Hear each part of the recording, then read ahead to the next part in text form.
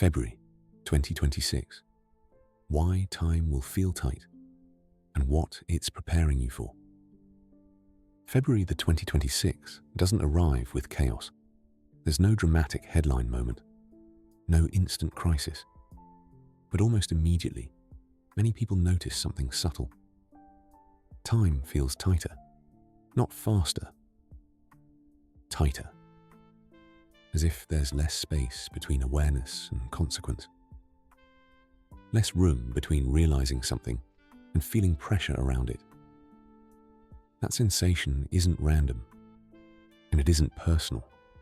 It comes from how several timing systems overlap at once, astronomical, emotional, and cyclical, creating a month that feels denser than it looks on the calendar. Before we move through how February unfolds, it helps to understand what's happening underneath. The month opens under the influence of a full moon, specifically a Leo full moon carrying over from the very end of January into the opening days of February. Leo full moons tend to highlight identity, visibility, pride, emotional truth, and unspoken tensions. That's why the beginning of February can feel personally charged. It's not that something new is happening. It's that something already present is being seen more clearly. This Leo influence adds intensity to the opening of the month, especially around relationships, self-expression, and situations where authenticity has been withheld. People may feel exposed, emotionally reactive, or suddenly aware of where they've been performing instead of being honest. At the same time, February begins with heightened lunar awareness overall.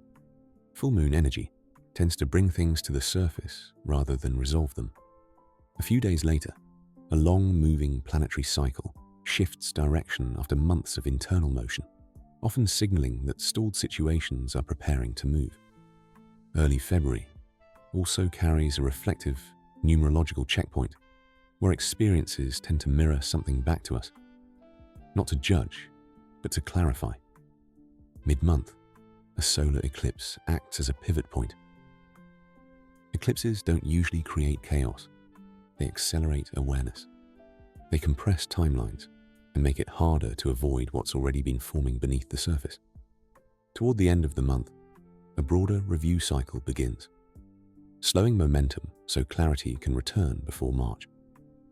None of these events demand immediate action on their own, but together they explain why February feels compressed, focused, and intentional.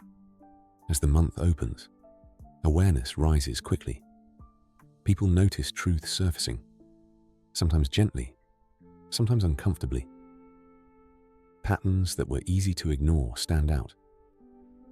Situations you've been tolerating become harder to rationalize. This early pressure isn't asking you to move yet. It's asking you to see. That's why the first days of February can feel restless. Insight arrives before a clear path forward exists. When long cycles shift direction, the mind senses movement before it shows up externally. People feel like something is coming, even if they don't know what. Staying exactly where they are no longer feels viable. As February continues, emotional perception sharpens. Communication becomes more about tone and meaning than logic. Words land heavier.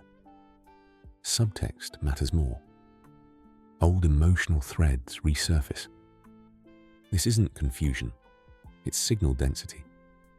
You're receiving more information than usual, but not all of it is meant to be acted on immediately. February rewards listening. It punishes rushing to conclusions. As the middle of the month approaches, something familiar happens. Thoughts return that you believed were settled. Plans you felt confident about ask for review. Conversations circle back. This is often mistaken for doubt. It isn't. It's alignment being checked before momentum changes. February isn't questioning whether you can move forward. It's questioning whether what you're moving forward with is still accurate. Mid-February carries the most weight. The eclipse window compresses awareness and forces clarity. What's real begins to feel heavier, but stable. What isn't feels lighter, but hollow. That contrast is intentional. As February moves into its final stretch, energy naturally slows. Efficiency dips so precision can return. Plans want editing, not execution. Conversations take more time. The nervous system asks for rest. This isn't lost momentum. It's preparation. February doesn't end with action. It ends with integration. This is where many people misread the month. They think they're running out of time. But time hasn't shrunk. What's changed is decision tolerance. February compresses awareness, review, and alignment into a shorter span so that what moves next moves cleanly. This isn't urgency. It isn't pressure.